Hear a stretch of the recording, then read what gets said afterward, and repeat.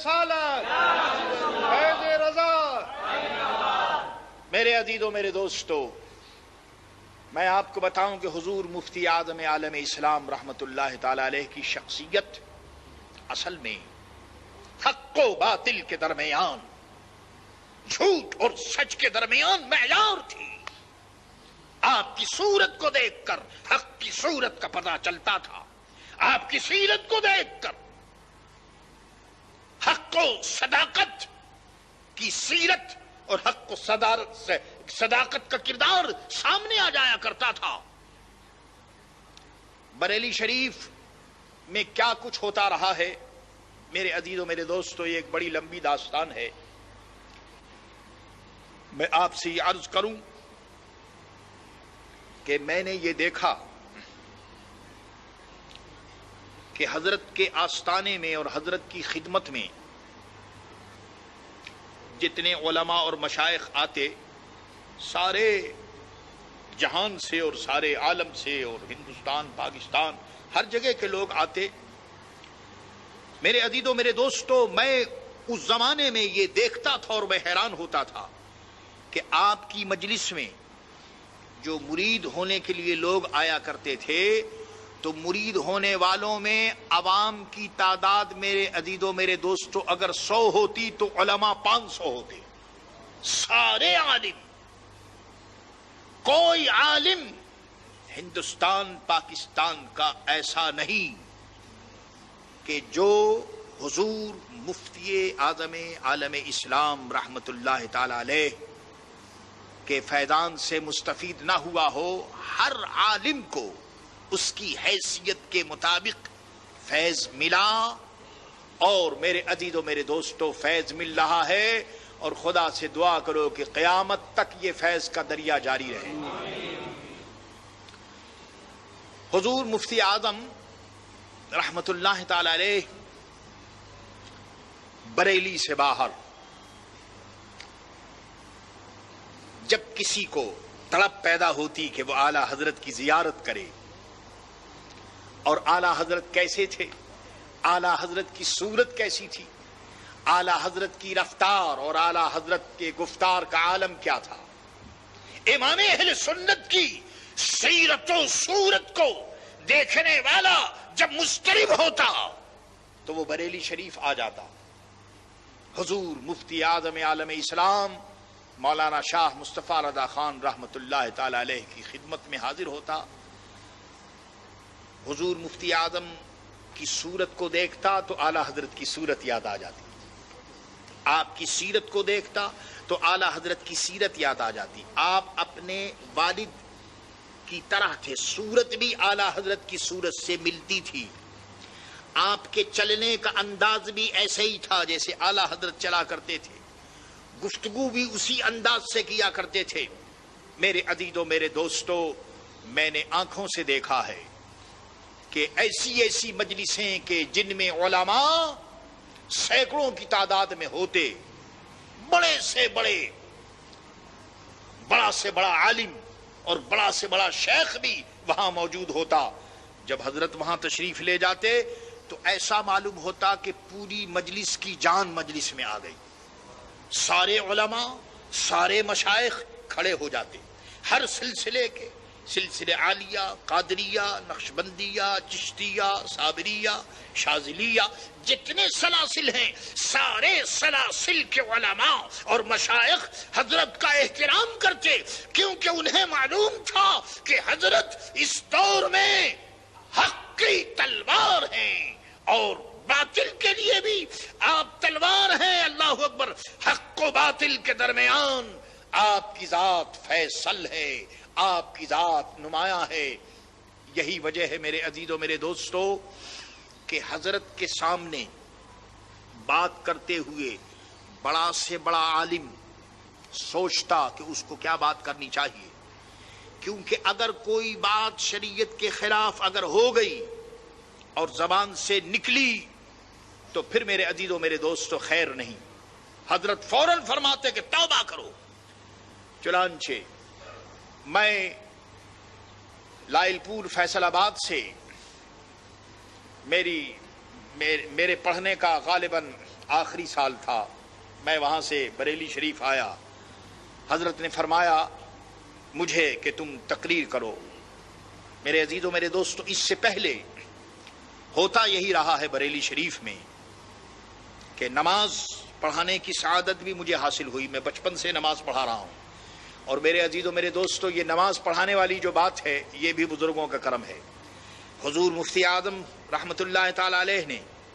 ارشاد فرمایا نماز پڑھاؤ، اور حضرت کے آگے امام بن کر کے نماز پڑھانا یہ کوئی معمولی کام نہیں تھا، ایک ایک چیز پر نظر ہوتی تھی، انگلیاں کہاں ہیں، پاؤں کہاں ہے، اور ہاتھ کہاں ہونا چاہیے، اور سجدہ کیسے کرنا چاہیے، یہ ساری باتیں وہیں سے تھی۔ اس کے بعد تقریر میرے عزیزوں میرے دوستو، وہاں پر بھی بریلی شریف میں بھی میں اپنی اس عمر میں، جبکہ خود میری عمر 20-22 سال کی ہوگی، 18 اور 22 سال کے درمیان، ان ایام میں تقریر کیا کرتا تھا حضرت کے سامنے۔ میں نے وہاں دیکھا کہ ایک عالم، ان کی زبان سے ایک ایسا جملہ نکل گیا جو صحابی کے شان کے خلاف تھا، فوراً آپ نے اسی وقت فرمایا کہ مولانا توبہ کیجیے۔ میرے عزیزوں میرے دوستو، یہ تو میرے سامنے کی بات ہے، اب میں آپ کو بتاؤں کہ سنبھل ضلع مراد آباد، اس موقع پر ایک عظیم علماء کا اجلاس تھا، سینکڑوں علماء اور ہزاروں سامعین ان میں موجود تھے۔ اس اجلاس میں ایک بہت بڑے شیخ، بہت بڑے عالم، بہت بڑے پیر، ان کے سلسلے میں ہزاروں عوام تھے اور سینکڑوں علماء ان کے مرید، وہ تقریر فرما رہے تھے، تقریر ان کی ہو رہی تھی، اور پورے مجمع پر سناٹا تھا، ہر شخص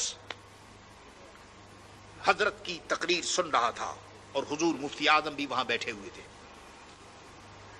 حضرت تقریر کرتے کرتے ایک جملہ ایسا نکل گیا زبان سے کہ میرے عزیزوں میرے دوستو، اس جملے پر گرفت مفتی اعظم ہی فرما سکتے تھے۔ اللہ اکبر! آپ نے فوراً بغیر کسی ہیجیٹیشن کے،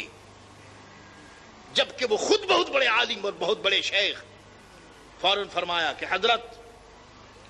یہ جو جملہ آپ کی زبان سے نکلا ہے یہ شریعت کے خلاف ہے۔ اب آپ سوچئے وہ کون ہے آج کی دنیا میں جو علماء اور مشائخ کے منہ سے اگر کوئی لفظ شریعت کے خلاف نکل جائے، میرے عزیزوں میرے دوستو، گرفت کرنے والی وہ ایک ہی ذات تھی جو آج سے 1 سال پہلے اپنی اللہ کی بارگاہ میں پہنچ گئی۔ جب وہ حضرت نے جب یہ بات سنی تو ان کو تو جناب پسینہ آ گیا، وہ بہت بڑے شیخ تھے، بہت بڑے عالم تھے، پسینہ آ گیا، اور انہوں نے فوراً یہ اعلان کیا کہ چونکہ مفتی اعظم یہ فرما رہے ہیں کہ یہ لفظ صحیح نہیں ہے اور شریعت کے خلاف ہے، اس لیے میں توبہ کرتا ہوں۔ میرے عزیزوں میرے دوستو، حضرت کا یہ فیضان ہندوستان میں ہر جگہ تھا، اور یہی وجہ ہے کہ مقرر جو کام تقریر سے نہ لے سکتے تھے، حضرت کسی جگہ اگر تشریف فرما ہو جائیں تو بس تشریف فرما ہوتے ہی پوری مجلس پر ان کا فیض جاری ہوتا تھا، اور ہر شخص یہ سمجھتا تھا کہ اللہ اکبر، ان کو حضرت کی ذات گرامی سے فیض مل رہا ہے۔ میرے عزیزوں میرے دوستو، یہ تو ہوتا رہا ہے عام طور سے کہ جب مرید اپنے شیخ کی بارگاہ میں جاتا ہے تو کچھ نہ کچھ نظر پیش کرتا ہے، اور ویسے بھی اخلاقاً بھی یہ تقاضا ہے کہ جب کہیں آدمی جائے تو کچھ نہ کچھ نظر وہاں پیش کرنا چاہیے۔ کسی دوست سے ملنے کے لیے جائیے تو یہ اخلاق کا بھی تقاضا ہے، اور اسلام کا حکم بھی یہ ہے کہ بھائی ہدیہ ایک دوسرے کو دیا جائے۔ طریقت کے خانوادے میں یہ سلسلہ بہت پرانا ہے کہ نظر پیش کرنا اپنے بزرگوں کی بارگاہ میں۔ حضرت کے یہاں میں نے یہ دیکھا کہ مریدین آتے، اور مرید تو وہی سب علماء ہوا کرتے تھے، زیادہ تو مرید علماء ہیں، اور اس کے بعد پھر ایسا شیخ، اللہ اکبر، کہ میرے عزیزوں میرے دوستوں، گیا محتاط اندازے کے مطابق 1 کروڑ، اللہ اکبر، 1 کروڑ سے زیادہ افراد آپ کے مرید ہیں، پورا بمبئی سے لے کر اور کلکتہ اور کراچی، اور کلکتہ اور کراچی کی بات میں آپ سے کیا عرض کروں، جب حضرت مدینہ الرسول میں اور مدینہ طیبہ میں جب آپ حاضر ہوئے تو وہاں کے علماء اور مشائخ حضرت مفتی اعظم کی خدمت میں آئے اور انہوں نے اجازت لی، انہوں نے سندیں لی۔ اللہ اکبر! تو میں عرض کر رہا ہوں کہ اتنی بڑی شخصیت، لیکن عرس میں ہوتا کیا تھا؟ عرس میں جب لوگ آتے تو جتنا نظر حضرت کی خدمت میں پیش کیا جاتا اس سے زیادہ حضرت اپنے مریدوں اور علماء کو آپ خدمت کرتے۔ چنانچہ یہی وجہ ہے کہ حضرت کے آستانے پر جو بھی جاتا آپ نظر بڑی مشکل سے قبول کرتے، اور اگر قبول کرتے تو جتنا نظر آپ کو ملتا اس سے زیادہ آپ ان کی خدمت کر دیا کرتے تھے۔ ابھی میں 79 میں جب میں یہاں سے گیا ہوں موریشس سے، کئی سال 14-15 سال کے بعد جب میں حضرت کی خدمت میں پہنچا اور اس ارادے سے گیا کہ میں حضرت کے پاس جا رہا ہوں، حضرت کی خدمت میں تھوڑی دیر بیٹھوں گا، تھوڑی دیر رہوں گا، کچھ خدمت کروں گا۔ الحمدللہ رب العالمین، اللہ کا بڑا شکر ہے کہ اللہ تبارک و تعالیٰ نے مجھے موقع عطا فرمایا، میں حضرت کی خدمت میں گیا اور حضرت کی زیارت کی۔ تو میرے عزیزوں، میرے دوستوں، میں عرض کر رہا ہوں کہ ایسا شیخ کامل کہ جس نے اپنی پوری زندگی قرآن اور سنت کی اشاعت میں جس نے اپنی پوری زندگی گزار دی اور قانون اسلام کی ترویج میں اور رواج دینے میں آپ کی زندگی گزری، میرے عزیزوں، میرے دوستوں، اس صدی نے ایسا عظیم ولی، ایسا عظیم مفتی اور ایسا عظیم شیخ نہ دیکھا ہوگا۔ آج حضور مفتی اعظم عالم اسلام رحمت اللہ تعالی علیہ کی بارگاہ میں ہم سارے کے سارے نذران عقیدت پیش کرنے کے لیے یہاں حاضر ہیں۔ میرے عزیزوں، میرے دوستوں، آپ اچھی طرح جانتے ہیں کہ حضرت نے ایک بات بتائی، شریعت پر مضبوطی، شریعت پر استحکام، اور شریعت کے بغیر طریقت نہیں ہے۔ جہاں شریعت ہوگی وہیں طریقت ہوگی، شریعت کے بغیر میرے عزیزوں، میرے دوستوں، طریقت کا کوئی وجود نہیں۔ حضرت کو میں نے دیکھا ہے، اور کس انداز میں دیکھا، آپ کو پتا ہے کہ میرا اور بریلی شریف کا سب کا آستانہ ہے مارہر طیبہ، ہمارے سارے شیخ اور